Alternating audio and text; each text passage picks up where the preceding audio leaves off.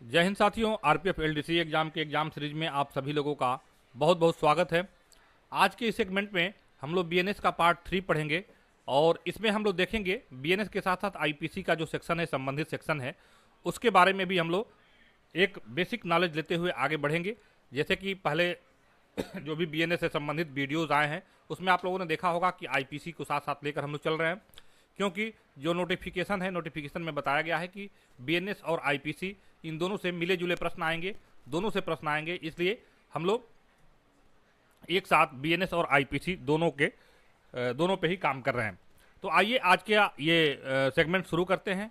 और सेगमेंट को शुरू करने से पहले उन सभी अभ्यर्थियों को आरपीएफ एलडीसी परिवार की तरफ से बहुत बहुत शुभकामनाएं, जो कि रूल 72 के अंतर्गत हेड कांस्टेबल का जो एग्जाम 11 अक्टूबर को होना है, उसमें आप सभी लोगों को आशातीत सफलता मिले, उसमें आप लोग परीक्षा में जो है अपनी सफलता सुनिश्चित करें।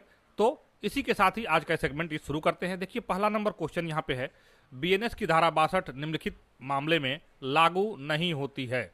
तो सबसे पहले इन्फॉर्मेशन एक है, देखिए ये नहीं शब्द थोड़ा एक्स्ट्रा लागू हो गया है। ये प्रश्न एक्चुअली है कि बीएनएस की धारा 62 निम्नलिखित मामले में लागू होती है। तो section 62 of BNS is not applicable in case of the following. यहाँ नॉट शब्द नहीं हट, नॉट शब्द हट जाएगा, नॉट थोड़ा एक्स्ट्रा हो गया। तो इसमें दिया गया है दंगे का प्रयास एक ही चीज हो गई, हत्या का प्रयास और चोरी का प्रयास। तो जैसा कि मालूम है, हत्या का जो चार्ज है उसी के अंतर्गत जो है लाइफ इम्प्रिजमेंट या आजीवन कारावास या मृत्युदंड की सजा है। तो हम लोग बीएनएस के धारा 62 के बारे में बात करते हैं। बीएनएस की धारा 62 कहती है कि आजीवन कारावास या अन्य कारावास से दंडनीय अपराधों को करने के प्रयत्न का दंड के बारे में बताता है।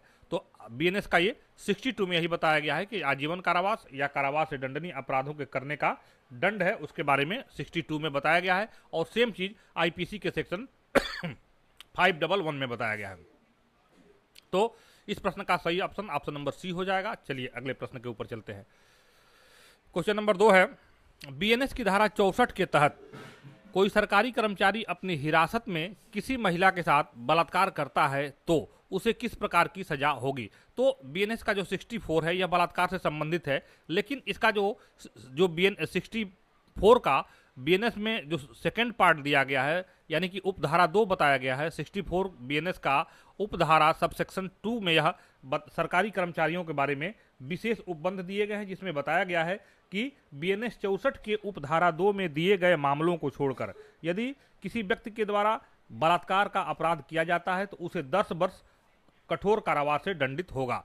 तो ये तो हो गया किसी आम व्यक्ति के द्वारा। लेकिन अगर किसी सरकारी कर्मचारी के द्वारा या किसी पुलिस कर्मचारी के द्वारा अगर हिरासत में किसी महिला के साथ रेप किया जाता है तो उसमें बताया गया है, इसके सब सेक्शन 2 में बताया गया है कि यदि किसी थाने का पुलिसकर्मी किसी महिला के साथ जोर जबरदस्ती करके शारीरिक संबंध बनाता है तो उसे धारा 376 2 के तहत उस पर जो है कार्रवाई की जाएगी।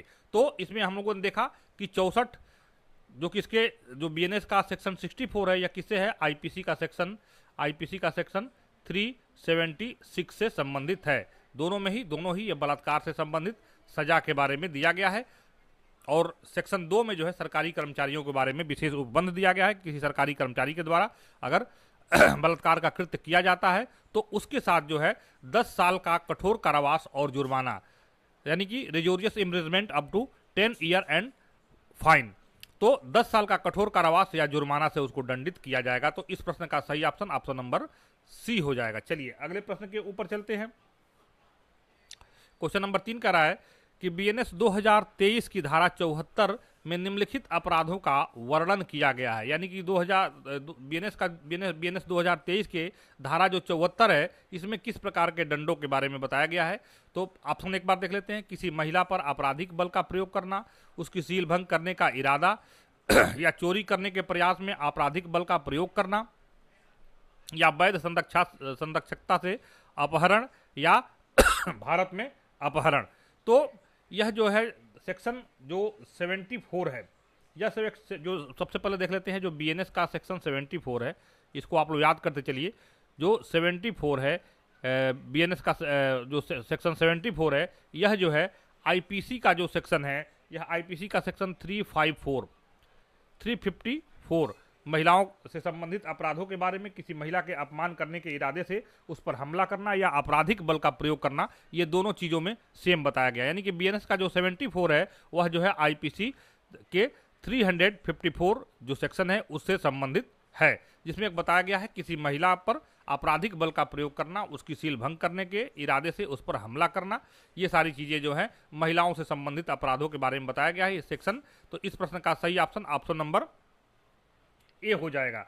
यानी कि 354 में आईपीसी के और बीएनएस के सेक्शन 74 में जो है महिलाओं को अपमान करने से के इरादे से उस पर हमला या आपराधिक बल के प्रयोग से संबंधित दिया गया है। अब इसमें जब आप 74 बीएनएस पढ़ते हैं तो इसमें कई सारे पार्ट दिया गया, जैसे कि आपको मालूम है कि जो 354 हम लोग जब पढ़ते थे आईपीसी में तो इसको ABCD में इसको दिया हुआ था, ABCD में इसको विभाजित करके और अलग अलग दिया गया था, जिसमें से कि यौन उत्पीड़न हो गया, ताक झाक हो गया या पीछा करना हो गया, तो ये सारी चीज़ों के बारे में इसमें दिया गया था। लेकिन बीएनएस का जो 74 है, इस बीएनएस के 74 में जो है इसका सब सेक्शन इसमें दिया हुआ है, इसको जो है अलग अलग नहीं दिया हुआ है। तो इसमें दिया गया है जो है फिजिकल असॉल्ट के बारे में दिया गया है, अनवांटेड टचिंग के बारे में यानी गलत तरीके से छूने के बारे में दिया गया है, यौन उत्पीड़न यानी कि सेक्सुअल हरासमेंट के बारे में दिया गया है, छेड़छाड़ धमकी, बलपूर्वक उसके कपड़े हटाना,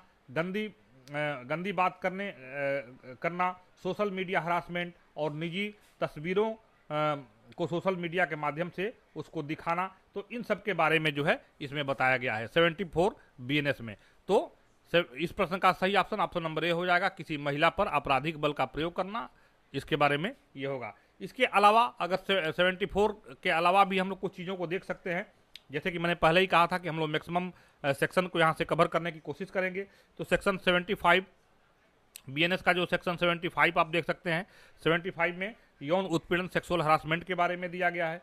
अगर वहीं आप 77 की बात करते हैं तो 77 में जो है क्या है, 77 में ताक झाक के बारे में दिया गया है।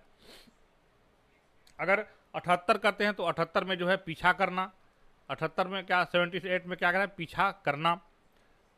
और 79 में अपमान करना, गाली गलौज करना, यानी कि अपमान करना और या किसी महिला का अपमान करना। तो इस तरह की सारी चीज़ें जो हैं बीएनएस के अंतर्गत दिया गया है। तो इस प्रश्न का सही ऑप्शन नंबर ए हो जाएगा। चलिए अगले प्रश्न के ऊपर चलते हैं।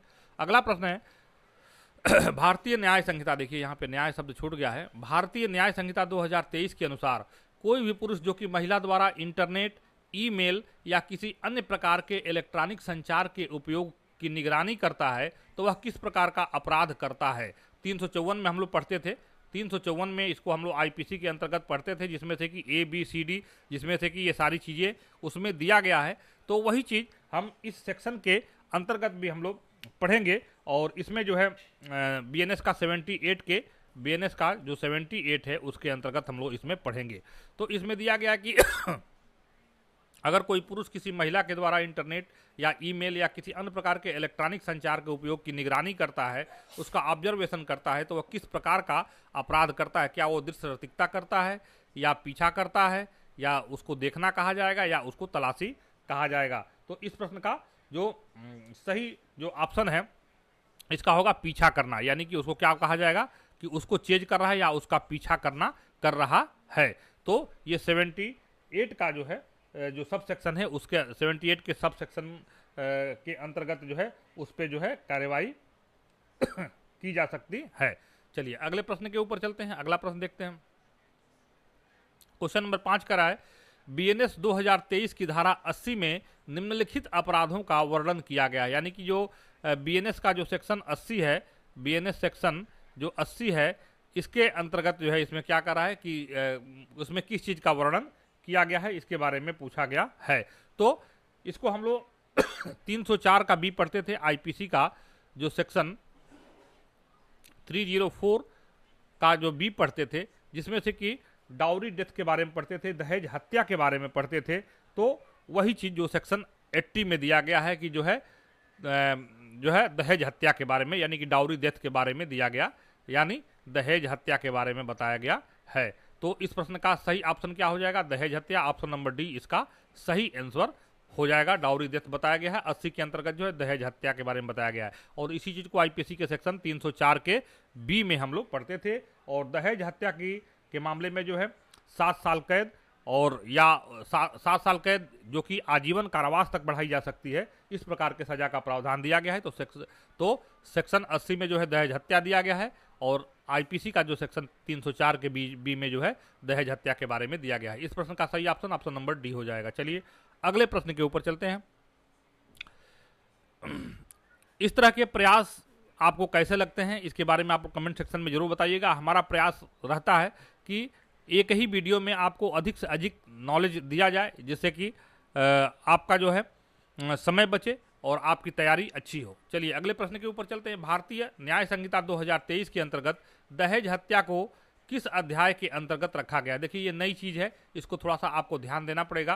पहले जो दहेज हत्या था, इसके पहले जो है मानव शरीर से संबंधित अपराधों की श्रेणी में रखा गया था, और अभी जो है जो दहेज हत्या है इसको अलग श्रेणी में रखा गया। इसके बारे में आगे हम लोग देखते हैं। तो अध्याय की बात यहाँ पूछी जा रही है कि भारतीय न्याय संहिता के अंतर्गत दहेज हत्या को किस अध्याय के अंतर्गत मानव शरीर के विरुद्ध अपराध, जिसमें पहले था आईपीसी के अंतर्गत, महिला और बच्चे के विरुद्ध अपराध, कानून और न्याय के विरुद्ध अपराध, और सार्वजनिक उपद्रव के विरुद्ध अपराध। तो इस प्रश्न का सही ऑप्शन ऑप्शन नंबर बी हो जाएगा। यानी कि जो दहेज हत्या है, जो सेक्शन 80 है, तो वह जो है किसमें रखा गया है? यह चैप्टर 5 में रखा गया है। चैप्टर मैं यहाँ लिख देता हूँ, चैप्टर 5 बीएनएस के अंतर्गत जो है चैप्टर 5 में रखा गया है, और इस चैप्टर का नाम है महिला और बच्चों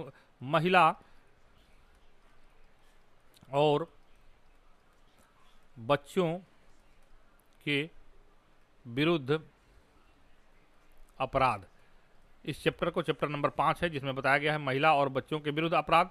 और पहले जो है हम लोग आईपीसी के अंतर्गत जो है इसको चैप्टर 16 में देखते थे। चैप्टर 16 के अंतर्गत हम लोग देखते थे कि मानव शरीर के विरुद्ध अपराध, मानव शरीर के विरुद्ध अपराध के बारे में वहां से देखा गया। तो इस प्रश्न का सही ऑप्शन क्या हो जाएगा? ऑप्शन नंबर बी हो जाएगा, महिला और बच्चों के विरुद्ध अपराध, जो कि चैप्टर 5 में दिया गया है। दहेज हत्या उसी के अंतर्गत आती है। सॉरी। अगले प्रश्न के ऊपर चलते हैं। बीएनएस के किस धारा के अंतर्गत क्रूरता को परिभाषित किया गया है? क्रूरता शब्द जो है क्रूली, यहाँ पे क्रूअल्टी, इसके बारे में बताया गया है कि under which section of BNS cruelty is defined. तो इस प्रश्न का जो सही ऑप्शन होगा यह जो है किसमें बताया गया है? बीएनएस के सेक्शन 86 में, 86 में बताया गया। ऑप्शन नंबर ए सही होगा। बीएनएस सेक्शन 86 में बताया गया है, इसके बारे में क्रूरता के बारे में बताया गया है। और यह जो है नया अब जुड़ा है, यह नया शब्द जोड़ा गया है। इसके पहले जो है आईपीसी के अंतर्गत कहीं भी इस तरह के क्रूरता शब्द को परिभाषित नहीं किया गया है। तो इस प्रश्न का सही ऑप्शन ऑप्शन नंबर ए हो जाएगा। चलिए प्रश्न संख्या 8 पे चलते हैं। प्रश्न संख्या 8 कह रहा है कि बीएनएस में फिरौती के लिए, अपहरण के लिए जो सजा है वह कितनी निर्धारित की है? The punishment given the kidnapping for ransom in BNS is, यानी बीएनएस के अंतर्गत जो फिरौती के लिए जो अपहरण किया गया है उसकी सजा के बारे में पूछा जा रहा है। तो बीएनएस का सेक्शन 140, यहाँ पे थोड़ा सा हम लोग सेक्शन की भी बात कर लेते हैं, क्योंकि प्रश्न पूछा। बीएनएस का सेक्शन 140 और आईपीसी का सेक्शन, यहाँ हम आईपीसी के साथ साथ चल रहे हैं। आईपीसी का सेक्शन 364 का क्लॉज ए, इसमें जो है बताया गया है किडनैपिंग के बारे में बताया गया है। तो 364 जो 364 जो है आईपीसी है, इसके आईपीसी का जो 364 है, इसमें बताया गया है कि किडनैपिंग पर मर्डर या अपहरण के बारे में बताया गया है, जिसके कंडीशन ऐसा होगा कि जिसमें गंभीर चोट हो और जिसके कारण मृत्यु की संभावना बनती है। तो 364 कब लगता था कि किडनैपिंग पर मर्डर, यानी मर्डर, किडनैपिंग के बाद जो है मर्डर, यानी मर्डर के लिए किडनैपिंग करना या अपहरण के बारे में बताया गया है, और उसमें ऐसा गंभीर चोट जिससे मृत्यु की संभावना बनती है, उसको जो है 364 जो है उस पर अप्लाई होता है।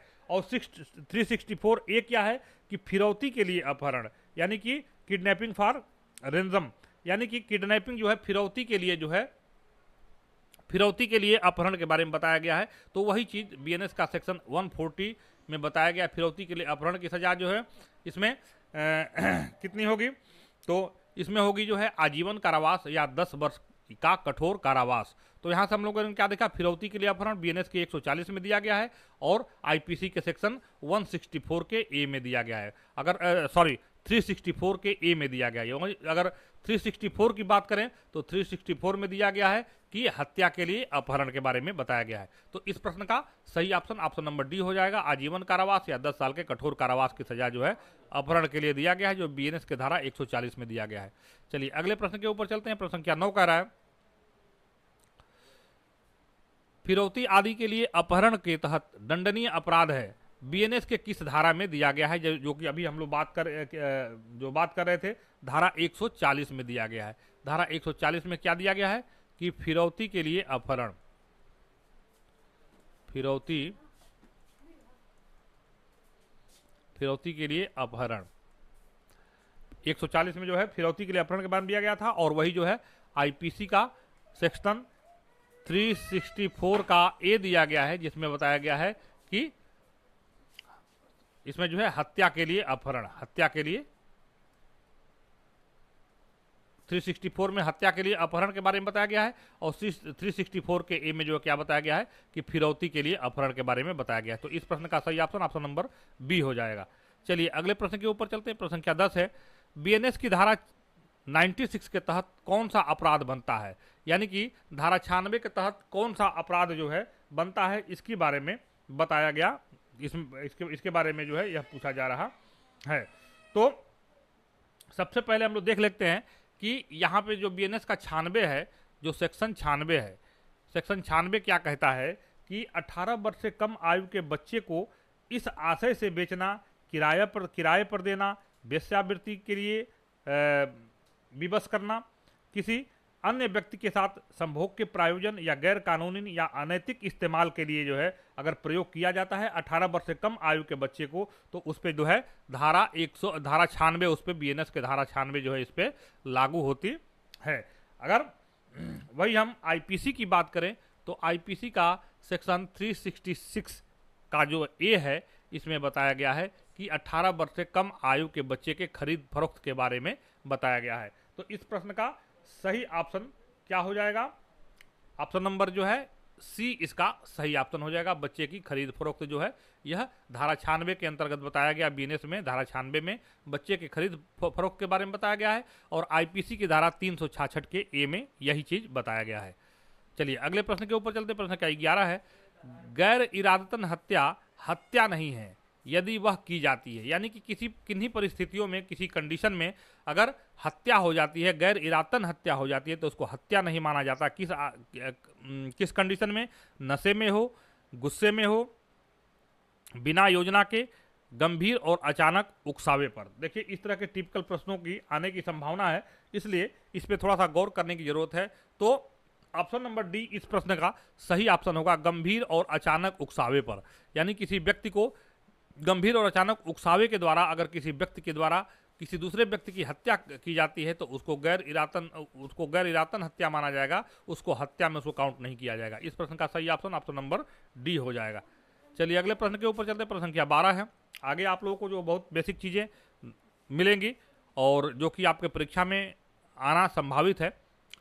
तो क्वेश्चन नंबर 12 है, निम्नलिखित में से किसे बीएनएस की धारा 116 के तहत गंभीर चोट के रूप में नामित नहीं किया गया है। देखिए कुछ कंडीशन यहाँ पे दिया गया है कि इस ए बी सी डी इसमें ऑप्शन दिया गया है, इसमें से कौन सा ऐसा क्राइम है जो कि किसी गंभीर चोट के रूप में जिसको काउंट नहीं किया गया है। तो सबसे पहले हम लोग जानते हैं कि ग्रेवियस हर्ट है, जो गंभीर चोट है, उसको हम लोग बीएनएस के अंतर्गत किस धारा के अंतर्गत देखते हैं।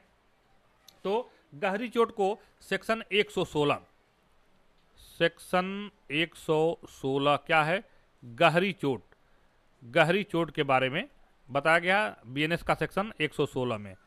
अगर वही हम आईपीसी में हम लोग पढ़ते थे, किसमें, सेक्शन 320 के अंतर्गत हम लोग पढ़ते थे कि ग्रेवियस हर्ट के बारे में पढ़ते थे। आइए, ये चूंकि इस तरह के प्रश्न कई बार पूछे गए हैं, तो गहरी चोट के अंतर्गत कौन कौन सी संक्रियाएं आती हैं, कौन कौन सी चीजें होती हैं जो कि गहरी चोट के अंतर्गत आती है। तो सबसे पहले देख लीजिए, नपुंसकता, यानी नपुंसक कर देना, किसी को इस तरीके से कर देना कि वह जो है नपुंसक हो जाए, नपुंसकता हो गया। बी इसमें क्या दिया है कि दोनों आंखों की रोशनी को समाप्त कर देना, यानी कि आंखों को फोड़ देना। सी क्या कर रहा है कि सुनने की क्षमता का अस्थायी रूप से खत्म कर देना, यानी कि कुछ ऐसा करना जिससे उसकी सुनने की क्षमता जो है अस्थायी रूप से समाप्त हो जाए। सिर या चेहरे का अस्थायी विरूपण, यानी सिर और चेहरे का नक्शा बदल देना, यानी कि सर और चेहरे पर जो है ऐसा करना जो कि पहचान में ना आए या उसका जो है विरूपण हो जाए। हड्डी या दांत का फ्रैक्चर, कोई भी ऐसा चोट, देखिए कई ये चीज़ें कई बार पूछी जाती हैं, कई तरीके से पूछी जाती हैं। कोई भी चोट जिसमें जीवन का खतरा हो या पीड़ित व्यक्ति जो है वह 15 दिनों तक गंभीर शारीरिक पीड़ा में रहे और अपनी सामान्य क्रियाकलाप को करने में असमर्थ हो, ये सभी किसमें आते हैं? यह जो है गहरी चोट के अंतर्गत आते हैं, जिसको कि सेक्शन 320 आईपीसी में और बीएनएस के सेक्शन 116 में जिसके बारे में बताया गया है। तो यहाँ हमारा प्रश्न है कि गंभीर चोट के रूप में नामित नहीं किया गया है। दांत का खिसकना गंभीर चोट है, नपुंसकता ये भी गंभीर चोट है, सुनने की क्षमता का अस्थायी नुकसान यही है। देखिए अस्थायी शब्द यहाँ पे दिया गया है, यही अगर अस्थायी होता तो यह जो है गहरी या गंभीर चोट के अंतर्गत इसको काउंटेबल होता। तो इस प्रश्न का सही ऑप्शन नंबर सी हो जाएगा, सुनने की क्षमता का अस्थायी नुकसान। अगर अस्थायी नुकसान होता तो क्या होता, उसको क्या हो जाता, वो गंभीर चोट के अंतर्गत काउंटेबल होता। तो इस प्रश्न का सही ऑप्शन नंबर सी हो जाएगा। अगला प्रश्न है, प्रश्न संख्या 13 है। ए ने बी के 4 दांत तोड़ दिए, ए ने कौन सा अपराध किया है? चोट पहुंचाने का प्रयास किया है, या चोट पहुंचाया हर्ट किया है, या गंभीर चोट पहुंचाना, या हत्या का प्रयास? तो इस प्रश्न का सही ऑप्शन क्या हो गया?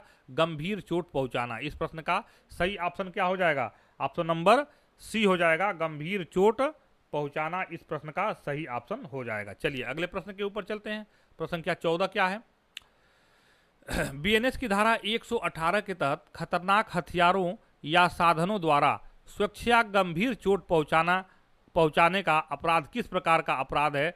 स्वेच्छा जो है गंभीर चोट पहुंचाना खतरनाक हथियारों या साधनों के द्वारा।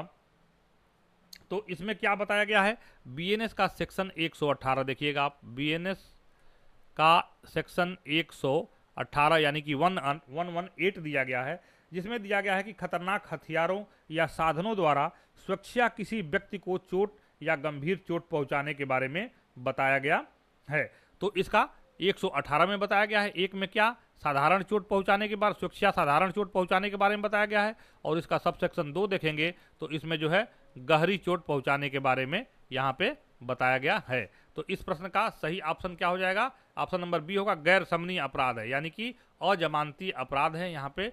तो यह क्या है? खतरनाक हथियारों या साधनों द्वारा स्वेच्छा गंभीर चोट पहुंचाने का अपराध जो क्या है, यह गैर समनीय अपराध है। चलिए अगले प्रश्न के ऊपर चलते हैं। प्रश्न संख्या 15 है। ए एक पुलिस अधिकारी है जो बी को यातना देता है ताकि बी यह कबूल कर ले कि उसने अपराध किया है। यह बीएनएस के किस धारा के तहत पुलिस अधिकारी किसी अपराध का दोषी है?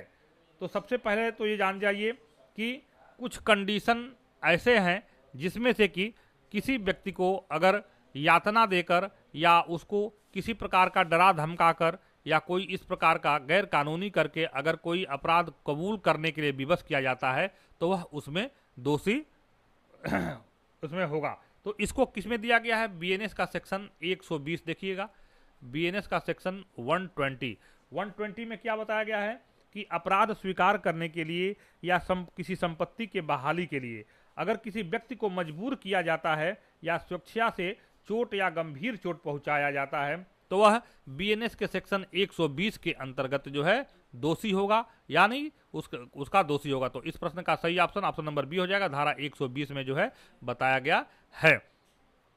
अगर हम लोग आईपीसी की अगर बात करें तो आईपीसी का सेक्शन 130 देखिएगा, सेम चीज इसमें है। आईपीसी का सेक्शन 130 नहीं 330 होगा, यहाँ पे थोड़ा देखिए। आईपीसी का सेक्शन 330 में भी यही बताया गया है कि अपराध को स्वीकार करने के लिए या किसी संपत्ति के बहाली के लिए अगर किसी व्यक्ति को मजबूर किया जाता है, उसको स्वेच्छा चोट या गंभीर चोट पहुंचाया जाता है तो वह बीएनएस के धारा 120 के अंतर्गत जो है अपराध होगा और आईपीसी के धारा 330 के अंतर्गत जो है क्या होगा, वह अपराध होगा। तो इस प्रश्न का सही ऑप्शन बीएनएस की धारा 120 है। इस प्रश्न का सही ऑप्शन नंबर बी होगा। अगले प्रश्न के ऊपर चलते हैं। प्रश्न संख्या 16 है। एक पुलिस अधिकारी ने न्यायालय से जमानत आदेश प्रस्तुत करने के बावजूद एक व्यक्ति को गिरफ्तार कर लॉकअप में बंद कर दिया। पुलिस अधिकारी दोषी है। पुलिस अधिकारी किस चीज़ का दोषी है? गलत तरीके से रोकने का दोषी है, या गलत तरीके से रोकना, अपहरण या व्यपहरण। तो इसके पहले कि हम आगे बढ़ें, आपको बता देते हैं कि पुलिस को कुछ ऐसे अधिकार प्राप्त है कि किसी भी व्यक्ति को उसके अच्छे व्यवहार के लिए जो है उसको न्यायालय के आदेश के जमानत के बाद भी उसको रोक कर और उससे जो है बांड इत्यादि भरवा सकती है। उसको सदाचार के लिए या सद्व्यवहार के लिए जो है वह ऐसा कर सकती है। तो यह किसमें दिया गया है? यह दिया गया है बीएनएस के सेक्शन 127 में। बीएनएस के सेक्शन 127 में यह पुलिस को स्पेशल पावर मिला हुआ है और इसमें बताया गया है कि व्यक्तियों को गलत तरीके से रोकने का अधिकार प्रदान किया गया है और जो व्यक्ति के अच्छे व्यवहार के लिए बांड इत्यादि निष्पादित करने का अधिकार प्रदान करती है। तो इस प्रश्न का सही ऑप्शन जो है क्या होगा? ऑप्शन नंबर ए होगा, गलत तरीके से रोकना। बीएनएस के सेक्शन 127 में इसको दिया गया है। चलिए अगले प्रश्न के ऊपर चलते हैं। इस तरह के अगर आपको ऑब्जेक्टिव टाइप के प्रश्नों की विधिवत आपको तैयारी करनी है अगर अपने प्रमोशनल एग्जाम के लिए, तो आरपीएफ एलडीसी एग्जाम का जो चैनल है उस पर आप लगातार उसको विजिट करते रहिए। चैनल को सब्सक्राइब कीजिए और नई चीज़ों को पे आप लोग वहाँ पे जुड़िए। और इसके अलावा बीएनएस का जो पार्टनर एप्लीकेशन है, क्यूबिक्स क्लासेस का जो एप्लीकेशन है, उस पर भी आपको जो है राजभाषा और आरपीएफ के प्रोफेशनल जो कोर्स हैं या बीएनएस हो गया, बीएनएसएस हो गया, सबको जो है ऑब्जेक्टिव फॉर्म में वहाँ अपलोड किया जा गया है। तो प्ले स्टोर पे जाइए, क्यूबिक्स क्लासेस का एप्लीकेशन डाउनलोड कीजिए और वहाँ से आप जो है अपने प्रश्न लगाइए।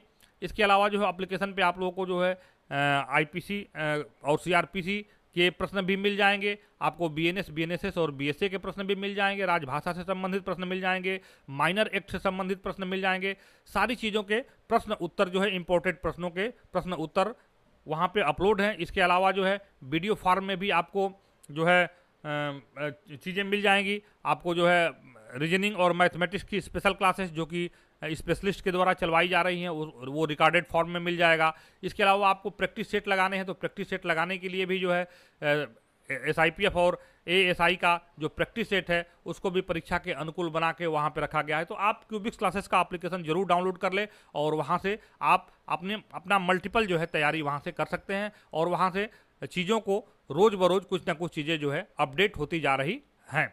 तो वहाँ से आपको अच्छा रिस्पांस मिलेगा। अभी सब इंस्पेक्टर के एग्ज़ाम के लिए जो है मैथमेटिक्स और रीजनिंग का जो कोर्स है, वीडियो कोर्स है, वो लॉन्च हो चुका है और उसको आप देखिए। वहाँ से आपका जो है मैथ और रीजनिंग से संबंधित सारे प्रश्न जो है आपके वहाँ से हल हो जाएंगे और अगर आप वहाँ से इनरोल होते हैं तो आपको जो है सपोर्ट भी मिलेगा। हमारे जो स्पेशलिस्ट हैं, जो मैथमेटिक्स के और रीजनिंग के जो एक्सपर्ट हैं, वहाँ से आपको सपोर्ट भी मिलेगा। चलिए अगले प्रश्न के ऊपर चलते हैं। बीएनएस की धारा 130 के तहत हमला निम्नलिखित कारणों से हो सकता है। अब देखिए हमला के बारे में हम लोग पढ़ेंगे। हमला बहुत ही महत्वपूर्ण है, इसको सबसे उसके पहले हम लोग देख लेते हैं। सबसे पहले देखिए इसको आईपीसी के सेक्शन 351 में हम लोग हमला को पढ़ते थे। आपको याद होगा आईपीसी का सेक्शन 351 में हम लोग हमला को पढ़ते थे। लेकिन अगर बीएनएस में हम लोग आते हैं तो बीएनएस के अंतर्गत जो है यह सेक्शन 130 में हम लोग इसको देखेंगे। हमला के बारे में जो है 130 के अंतर्गत देखेंगे। तो इसमें हमारा प्रश्न है बीएनएस की धारा 130 के तहत हमला निम्नलिखित कारणों में निम्नलिखित कारणों से हो सकता है। केवल हाव भाव से, केवल तैयारी से, केवल शब्द से, या हाव भाव या कोई तैयारी। तो इस प्रश्न का सही ऑप्शन क्या हो जाएगा? ऑप्शन नंबर डी हो जाएगा। हाव भाव या कोई तैयारी जो है यह जो है क्या है? यह हमला के कारणों में से एक हो सकता है। तो इस प्रश्न का सही ऑप्शन नंबर डी होगा। चलिए अगले प्रश्न के ऊपर चलते हैं। प्रश्न संख्या 18 है। बीएनएस 2023 के तहत चोरी एक अपराध है। किस प्रकार का अपराध है? स्वामित्व का अपराध है, कब्जा है, सौंपना है, उपरोक्त में से कोई नहीं। तो इस प्रश्न का सही ऑप्शन क्या हो जाएगा? ऑप्शन नंबर बी हो जाएगा, कब्जा करना। कब्जा करना जो चोरी को परिभाषित किया गया, किसमें किया गया है? तो बीएनएस का सेक्शन इंपोर्टेंट को देख लीजिएगा 303 में दिया गया है। और अगर आईपीसी की बात करें तो आईपीसी के अंतर्गत 378 में जो है इसका जो है परिभाषित किया गया था और 379 में जो इसको क्या किया गया था, इसके दंड के बारे में बताया गया था। तो 303 किससे करता है, 378 से रिलेट करता है। और इसके अंतर्गत जो है यह बताया गया है कि कोई भी व्यक्ति बेईमानी से यानी कि डिसहोनेस्टली किसी अन्य व्यक्ति के कब्जे या उसके पोजेशन से या उसके सहमति के बिना संपत्ति को अपने कब्जे में रखने का इरादा रखता हो, वह तब क्या कहेगा, वह जो है चोरी कहलाएगा। वह क्या कहेगा, वह चोरी कहलाएगा। और चोरी की सजा कितनी है, 3 साल कैद, 3 वर्ष कैद और जुर्माना। 3 साल कैद और क्या है, जुर्माना। तो इस प्रश्न का सही ऑप्शन क्या है, कब्जा करना हो जाएगा। यानी कि किसी व्यक्ति को बेईमानी से उसके बिना अनुमति के उसके पोजेशन में जो संपत्ति है उसको अपने कब्जे में बेईमानी पूर्वक ले लेना, यह क्या है, यह कब्जा के अंतर्गत आता है। तो इस प्रश्न का सही ऑप्शन नंबर बी इस प्रश्न का सही ऑप्शन होगा। चलिए अगले प्रश्न के ऊपर चलते हैं। प्रश्न संख्या 19 का रहा है, बताइए कि किस अपराध के लिए दंड नहीं दिया जा सकता है। नीचे देखिए कुछ चीजें हैं, चोरी है, चोरी के लिए दंड दिया जा सकता है जिसमें से कि 3 साल का दंड का प्रावधान है। चोरी के प्रयास के लिए भी दंड है और आत्महत्या यानी सुसाइड के लिए कोई दंड नहीं दिया गया है। सुसाइड के तो इस प्रश्न का सही ऑप्शन नंबर सी हो जाएगा। आत्महत्या के लिए कोई दंड नहीं है। हालांकि जो आत्महत्या है, जो सुसाइड है, उसको भारत जैसे देश में जो है अपराध की श्रेणी में रखा गया है, जबकि कुछ जो है फॉरेन जो कंट्रीज हैं वहाँ आत्महत्या को जो है अपराध की श्रेणी में नहीं रखा गया है, अपराध की श्रेणी से उसको बाहर रखा गया है। लेकिन इंडिया में आत्महत्या क्या है, यह एक अपराध है। लेकिन इसके लिए कोई सजा का निर्धारण नहीं है, क्योंकि आत्महत्या करने वाला आदमी जो है वो मर ही जाता है, तो उसको उस पर सजा का कोई अप्लीकेबल नहीं है। लेकिन आत्महत्या क्या है, एक अपराध है भारतीय कानून के हिसाब से। चलिए अगले प्रश्न के ऊपर चलते हैं। प्रश्न संख्या 20 क्या है, निम्नलिखित में से कौन सा बीएनएस की धारा 189 के सब क्लॉज 1 के तहत किसी सभा को गैर कानूनी बनाने का सामान्य उद्देश्य नहीं है। अब देखिए ये महत्वपूर्ण प्रश्न जो है हम लोग के आ गए और यहाँ से प्रश्न बनते रहते हैं। तो बीएनएस का जो है 189, बीएनएस यहाँ पे देखिए जगह थोड़ा कम है, 189 का क्लॉज 1 क्या है, यह जो है विधि विरुद्ध जमाव, विधि विरुद्ध जमाव के बारे में बताता है, यानी कि अनलॉफुल असेंबली के बारे में बताता है। वहीं अगर हम लोग आईपीसी में हम लोग देखते थे, आईपीसी का सेक्शन 141 जिसमें से कि विधि विरुद्ध जमाव के बारे में बताया गया है। तो बीएनएस का जो 189 का जो 1 है, क्लॉज 1 है, इसके अनुसार बताया गया कि विधि विरुद्ध जमाव या उसके किसी सदस्य द्वारा ऐसे जनसमूह के सामान्य उद्देश्य की पूर्ति के लिए बल या हिंसा का प्रयोग किया जाता है, तो जनसमूह का प्रत्येक सदस्य जो है वह क्या है, वह जो है दोषी होगा, दंगा का दोषी होगा।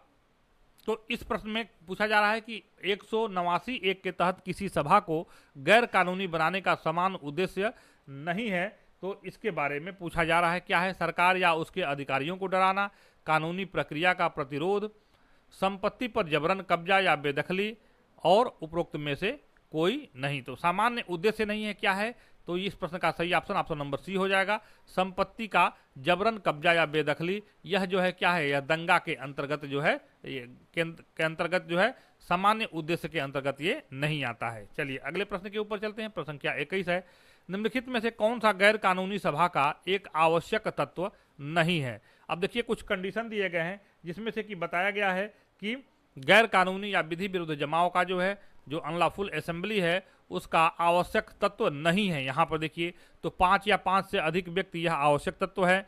सामान्य जो उद्देश्य है, सामान्य उद्देश्य है, ये भी होना चाहिए।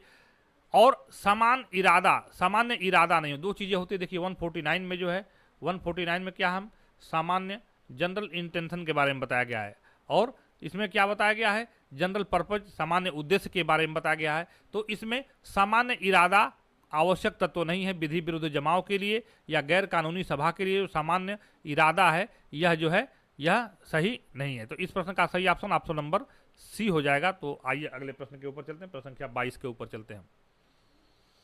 प्रश्न संख्या 22 कह रहा है कि किसी गैर कानूनी सभा के लिए आवश्यक व्यक्तियों की न्यूनतम संख्या कितनी होनी चाहिए। तो जैसा कि हमने कहा कि जो है किसी भी गैर कानूनी सभा के लिए जो है 184 के 1 में 184 189 का सब क्लाज 1 में विधि विरुद्ध जमाव के अंतर्गत जो है इसमें बताया गया है कि कम से कम 5 व्यक्तियों का होना आवश्यक है। तो इस प्रश्न का सही ऑप्शन नंबर सी हो जाएगा, 5 व्यक्ति हैं। तो इसमें जो है 189 के 1 में क्या है, विधि, मैं यहां लिख देता हूं, विधि विरुद्ध या कानून विरुद्ध जमाव हो गया। और इसको हम लोग आईपीसी के अंतर्गत जो है 141 में पढ़ते थे, विधि विरुद्ध जमाव के बारे में हम लोग 141 के अंतर्गत पढ़ते थे। 5 व्यक्तियों का होना आवश्यक है। चलिए अगले प्रश्न के ऊपर चलते हैं। प्रश्न संख्या 23 है, गैर कानूनी सभा यानी कि अनलॉफुल असेंबली का क्या अर्थ है? क्या चीज होता है गैर कानूनी सभा, यह क्या होती है, इसके बारे में बताया गया है। तो आपको अभी दोबारा रिपीट कर देते हैं, बीएनएस का बार बार रिपीट इसलिए कर रहा हूं कि याद हो जाए। 189 के 1 में जो है विधि विरुद्ध जमाव को बताया गया है, और आईपीसी की बात करें तो इसमें 141 में विधि विरुद्ध जमाव को बताया गया। प्रश्न क्या है, गैर कानूनी सभा का अर्थ क्या है? 5 या अधिक व्यक्तियों की सभा जिसका एक ही उद्देश्य हो। चलिए ये सही है, गैर कानूनी सभा का यह अर्थ है, 5 या अधिक व्यक्तियों की सभा जिसका एक ही उद्देश्य हो अपराध करना। देखिए ये गलत हो गया, यहाँ पे जो है यहाँ पे 5 या अधिक व्यक्तियों की सभा जिसका एक ही उद्देश्य नहीं या एक ही इरादा जिसका अपराध कर, ये प्रश्न जो है ये गलत हो गया। ऑप्शन नंबर बी गलत हो गया। ऑप्शन नंबर सी है, 3 या अधिक व्यक्तियों की सभा जिसका एक ही उद्देश्य हो शरारत करना, उपरोक्त में से कोई। तो इस प्रश्न का सही ऑप्शन नंबर बी हो जाएगा, 5 या अधिक व्यक्तियों की सभा जिसका एक ही उद्देश्य हो अपराध करना। तो विधि विरुद्ध जमाव के अंतर्गत जो है अपराध करना जो है उद्देश्य नहीं होता है। विधि विरुद्ध जमाव जो है शांतिपूर्ण भी होता है, अपने किसी मांग, किसी धरना, किसी प्रदर्शन के लिए जो विधि विरुद्ध जमाव एकत्र होती है। लेकिन जब उसमें किसी हथियार के साथ या किसी व्यक्ति के द्वारा जो किसी हथियार का प्रयोग किया जाता है तो वह क्या हो जाता है, या किसी संपत्ति को नुकसान पहुंचाने के इरादे से किया जाता है तो वह क्या हो जाता है, वह दंगे का रूप ले लेता है। विधि विरुद्ध जमाव गैर कानूनी सभा है, वह दंगा का रूप ले लेता है। लेकिन हमारा प्रश्न जो है अनलॉफुल असेंबली के बारे में है, तो इस प्रश्न का सही ऑप्शन नंबर बी हो जाएगा। चलिए अगले प्रश्न के ऊपर आते हैं। दंगा के मामलों में निम्नलिखित में से कौन सा आवश्यक तत्व नहीं है? तो जैसा कि मैंने बताया कि कोई भी गैर कानूनी सभा हो और उसमें किसी गैर कानूनी या किसी संपत्ति को नुकसान पहुंचाने के इरादे से अगर उसमें किसी प्रकार का कोई इस तरह का कार्य किया जाता है तो वह दंगा का रूप ले लेता है। तो इसमें क्या है, दंगे मामले में क्या आवश्यक नहीं है, यह पूछना क्या आवश्यक नहीं है। तो गैर कानूनी सभा जो है यह आवश्यक है। दंगे में लिप्त सभी सदस्यों द्वारा हिंसा का प्रयोग, ये गलत हो सकता है मेरे ख्याल से, क्योंकि दंगा में सभी व्यक्तियों को द्वारा हिंसा करना जरूरी नहीं है।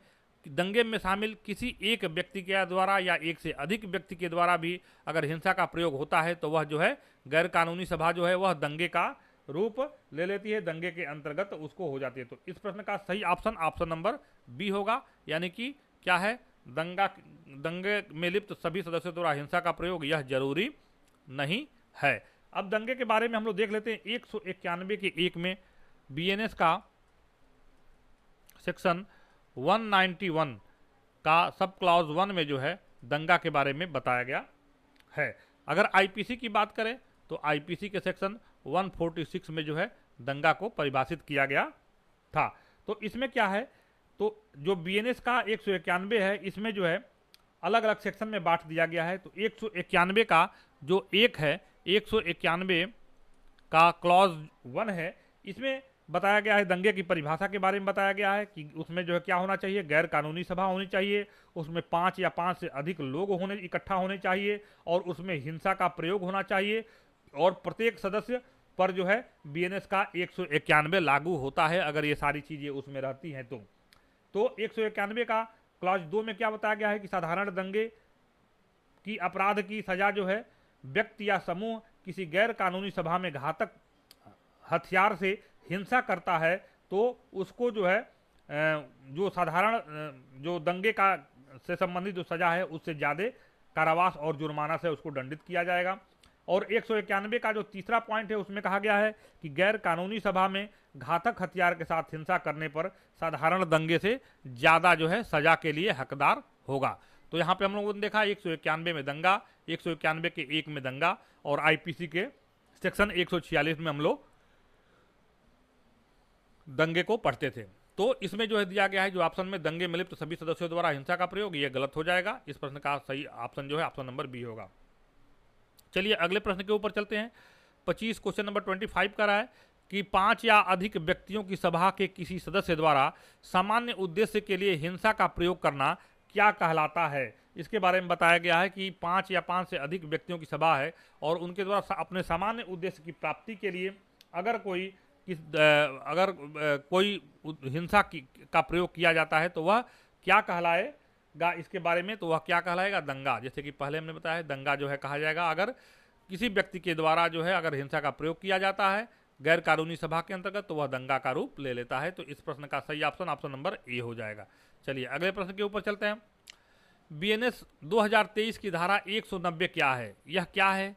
यह एक घोषणात्मक प्रावधान है, यह एक अलग अपराध बनाता है, साक्ष्यकाय का नियम है, उपरोक्त सभी हैं।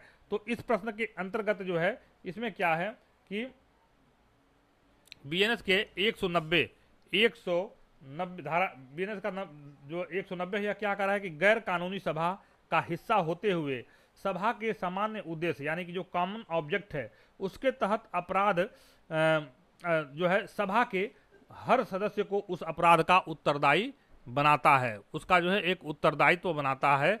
यह जो है बीएनएस के धारा 190 में बताया गया, 190 के अंतर्गत जो है बताया गया है। तो इस प्रश्न का सही क्या है, ऑप्शन नंबर बी, यह एक अलग अपराध बनाता है। क्या है, यह एक अपराध बनाता है 190 के अंतर्गत जो है कि अगर किसी गैर कानूनी सभा का हिस्सा अगर कोई व्यक्ति है और उसमें किसी प्रकार का हिंसा होती है, किसी उद्देश्य को अगर साबित करने के लिए अगर उसमें जो व्यक्ति शामिल है तो उसमें प्रत्येक व्यक्ति जो है उसको अपराध का उत्तरदायी बनाती है। तो इस प्रश्न का सही ऑप्शन नंबर बी हो जाएगा। अगला प्रश्न है, दंगा के अपराध का गठन करने के लिए निम्नलिखित में से क्या आवश्यक है। इसके बारे में बताया जा रहा है कि इसमें क्या आवश्यक है। तो सबसे पहले 194 का जो क्लॉज 1 है इसमें दंगा के बारे में दिया गया है और इसमें जो है अगर आईपीसी में देखते हैं तो आईपीसी के अंतर्गत जो है 159 में दंगा को हम लोग पढ़ते थे और इसमें 194 के 1 में जो है दंगा शब्द को परिभाषित किया गया है। और इसमें क्या कहा है कि इसमें जो है दंगा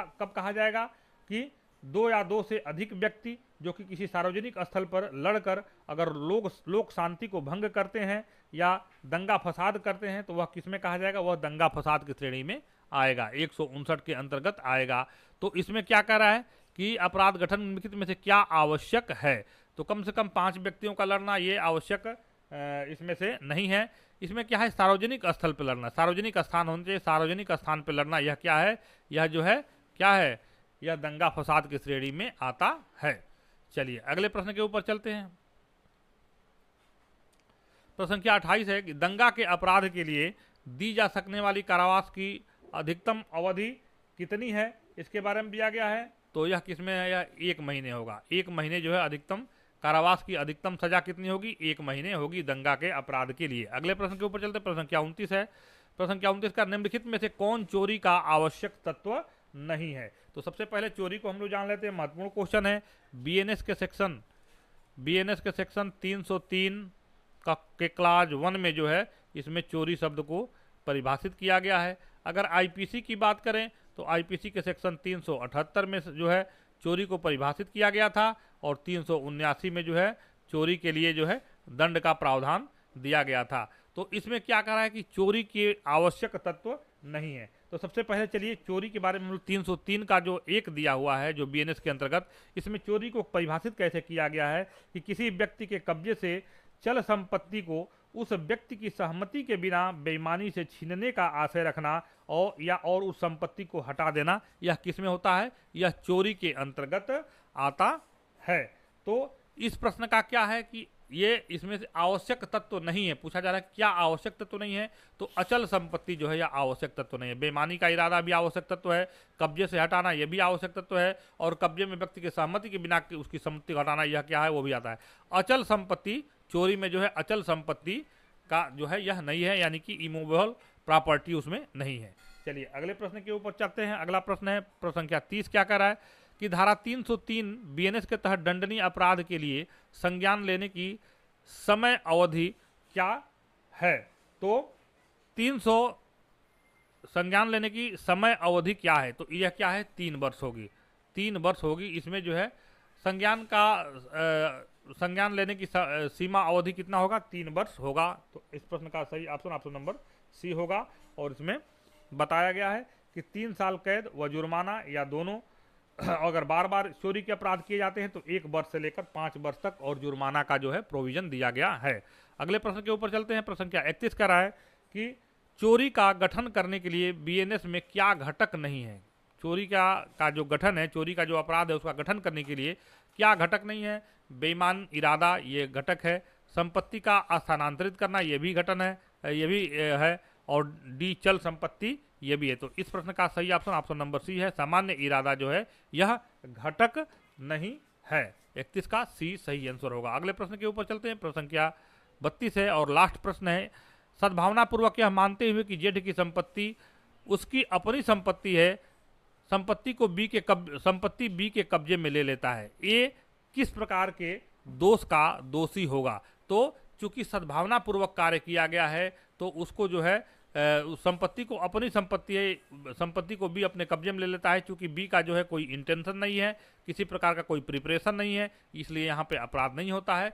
तो यह क्या है, यह कोई अपराध नहीं है। तो इस प्रश्न का सही ऑप्शन नंबर डी है। तो इस तरह के कुछ लॉजिकल प्रश्न जो है आपके परीक्षा में देखने को मिल सकते हैं। कंपटीशन ज़्यादा है, आपको जो है छोटी छोटी चीज़ों पर भी ध्यान देना होगा।